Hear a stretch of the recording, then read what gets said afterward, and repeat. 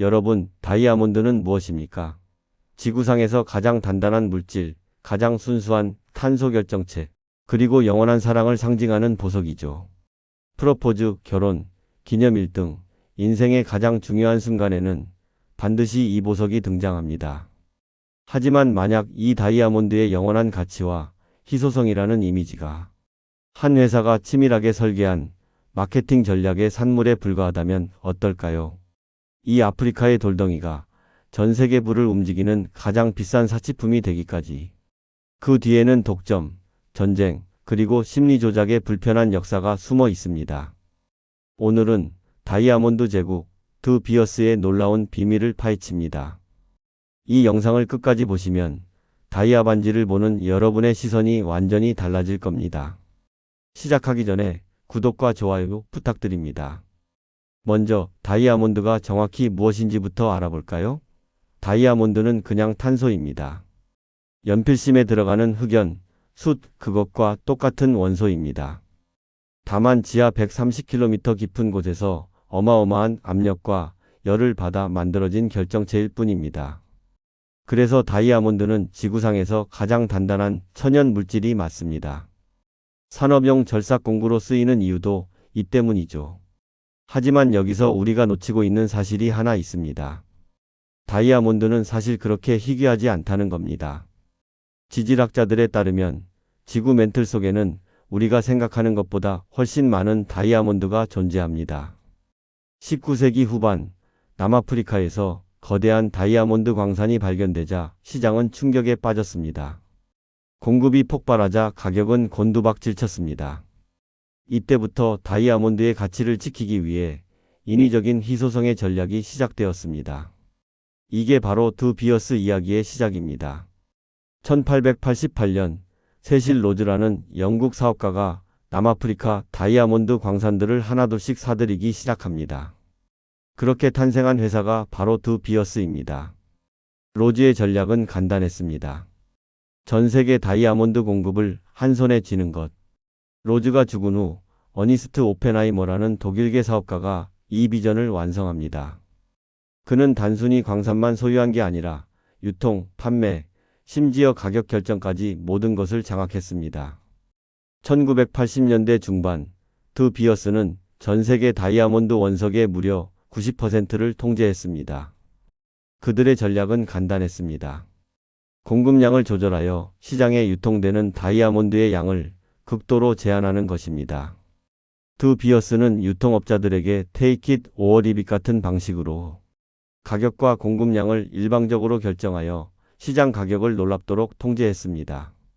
더 놀라운 건 재고 관리 전략입니다. 만약 다이아몬드가 시장에 넘쳐난다면 당연히 가격은 폭락하게 됩니다. 드 비어스는 런던에 거대한 창고를 만들어 수십억 달러어치의 다이아몬드를 쌓아놨습니다. 인위적으로 희소성을 만든 겁니다. 이건 경제학 교과서에 나오는 완벽한 독점의 사례입니다. 한 회사가 공급을 마음대로 조절하면서 가격을 천정부지로 올릴 수 있었던 겁니다. 드 비어스의 진정한 성공은 공급 통제를 넘어 수요 창출에 있었습니다.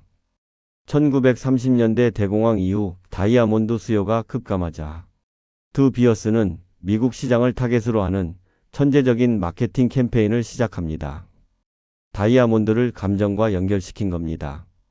특히 사랑, 로맨스, 그리고 영원함과 말이죠.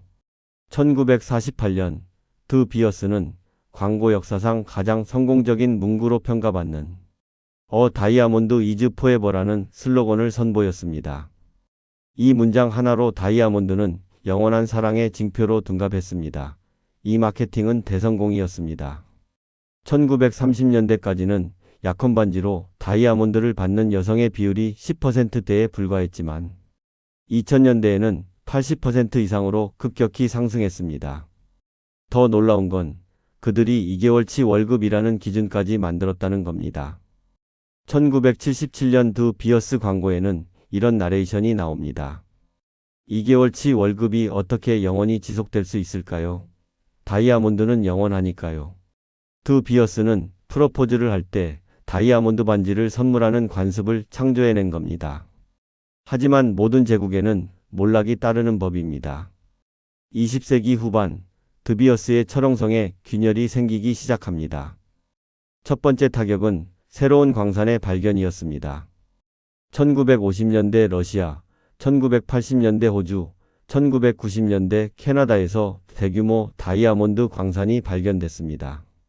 이 나라들은 드비어스를 거치지 않고 독자적으로 판매하기 시작했습니다. 특히 러시아의 국영회사 알로사는 현재 생산량 기준으로 세계 1위입니다. 드비어스의 독점이 깨지기 시작한 거죠. 두 번째 타격은 블러드 다이아몬드 스캔들이었습니다. 1990년대 앙골라, 시에라리온, 콩고 민주공화국 등 아프리카 여러 나라에서 내전이 발생했습니다. 반군들은 다이아몬드 광산을 장악하고 그 수익으로 무기를 사들였습니다. 추정에 따르면 400만 명 이상이 이 다이아몬드 분쟁으로 목숨을 잃었습니다. 강제 노역, 아동 착취, 대량 학살. 당신의 반지에 박힌 그 아름다운 다이아몬드가 누군가의 피로 물들었을 수도 있다는 사실이 드러나면서 다이아몬드의 윤리적 문제가 국제적인 공분을 샀습니다. 하지만 진짜 게임 체인저는 따로 있었습니다.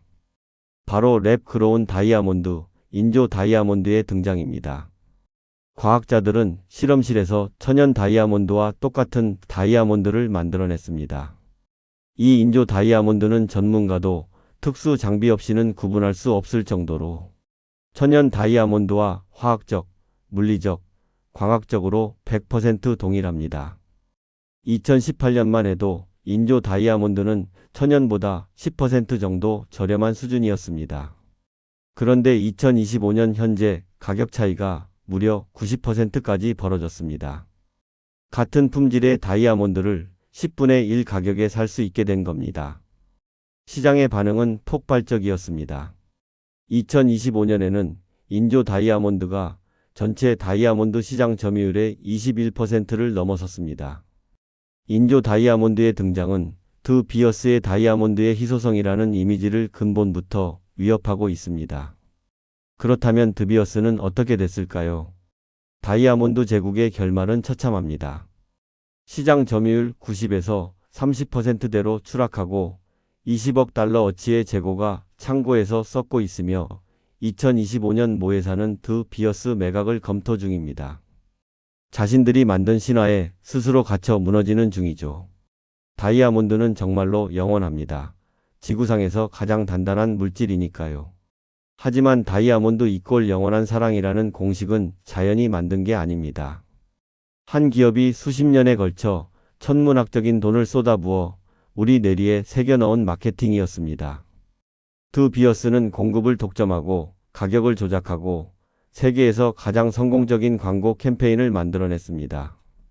그들은 사랑이라는 감정을 상품화하고 그것을 다이아몬드에 연결시켰습니다. 그 과정에서 수많은 사람들이 고통받았습니다. 아프리카의 광부들, 분쟁 지역의 민간인들, 그리고 몇 개월치 급여를 모아 반지에 바친 평범한 사람들까지요. 2025년 현재 이 신화는 무너지고 있습니다.